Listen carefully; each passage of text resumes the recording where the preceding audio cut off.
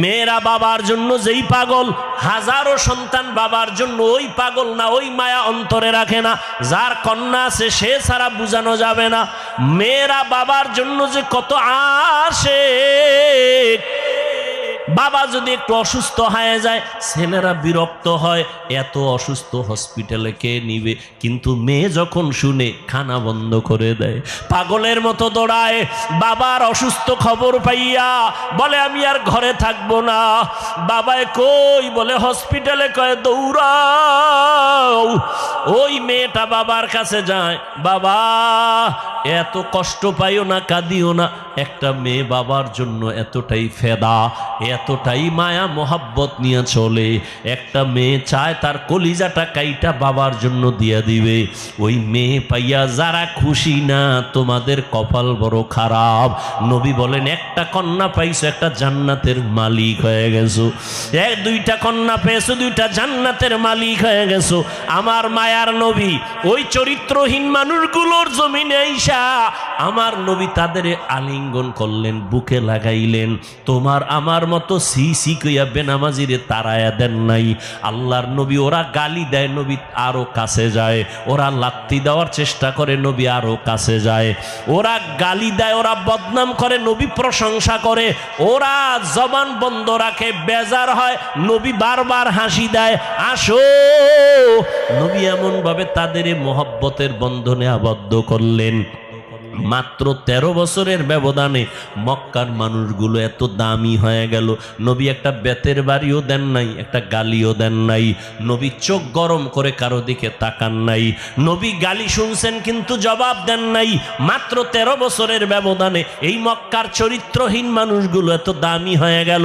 আল্লাহ জিব্রাইল আমিনরে পাঠায় বলে, যাও লিস্টি দিয়া দিলাম, লিস্টির মধ্যে নাম আছে, নবীকে বলো ঘোষণা দিয়া দেয় এই লিস্টিতে যাদের নাম আছে সবাই বিনা হিসাবে জান্নাতি। রহমতের নবী অল্প টাইমের ভিতরে মক্কার মানুষগুলোকে জান্নাতি মানুষে পরিণত করে ফেললেন। সুন্দর আখলাক আর ব্যবহার। একদিকে নবী দাওয়াত দেন, অন্যদিকে নবী আল্লাহর কাছে সারা রাত দোয়া করেন, আল্লাহ ওই মানুষটা বুঝে না, হেদায়েতের দরজা খুলে দাও, ওই মানুষগুলোকে দিনের পথে আনো। তায়েফের ময়দানে আমার নবীর আদর্শের দিকে তাকাও। তায়েফের ময়দানে ওই কাফের ওরা সবাই নবীজিরে দেখিয়া ছোট ছোট বাচ্চাগুলোরে লেলিয়ে দিল, বলে পাথর মেরে মক্কার এই পাগলটারে তাড়ায়া দাও। মায়ার নবীরে যখন পাথর মারে বৃষ্টির মতো রক্তগুলো পড়ে পড়ে নবীজির জুতা মুবারক আটকায় গেছে। নবী চোখের পানি ছেড়ে কাঁদে। আল্লাহ সহ্য করতে পারলেন না। ও জিব্রাইল, আমার নবীরে গিয়া বলো এখনই তায়েফের জমিন উল্টায় সব ধ্বংস করে দেই। জিব্রাইল আইসা বলেন, ইয়া রাসূলুল্লাহ, আল্লাহ পাকের হুকুম, আপনি বললে তায়েফের জমিন উল্টায় দিব, সব মেরে ফেলবো। মায়ার নবী কাঁদেন আর বলেন, না না, এদের মারবা না, এরা চিনে না, এরা বুঝে না আমি মুহাম্মদকে। আমার মা নাই, বাবা নাই, আমি বড় ইয়তীম। দুনিয়াতে বাবা বলে ডাকতে পারি নাই। 6 বছরে মা হারায় ফেললাম, আমি বড় অসহায়। তবে এদের মারিও না, একদিন এদের দ্বারা দিনের বড় উপকার হবে।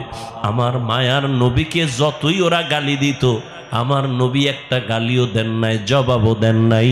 নবীর আদর্শ দিয়া মক্কার জমিনটাকে জান্নাতি মানুষ বানায় দিলেন সব। ও আল্লাহর বান্দারা, ওই রহমতের নবী কেমন আদর্শ কায়েম করে দিলেন।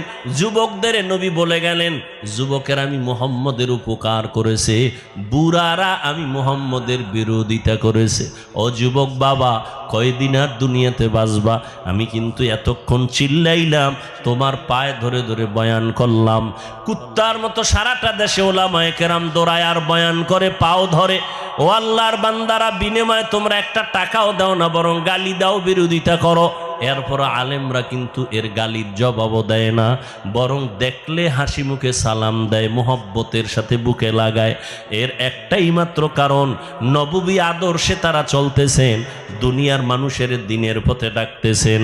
ও যুবক বাবারা, আজকে আমি এই কথা বলি নাই তুমি আজকে আমার মতো পাগড়ি লাগাও, স্কুল কলেজে তালা লাগায় মাদ্রাসায় চলে আসো, না।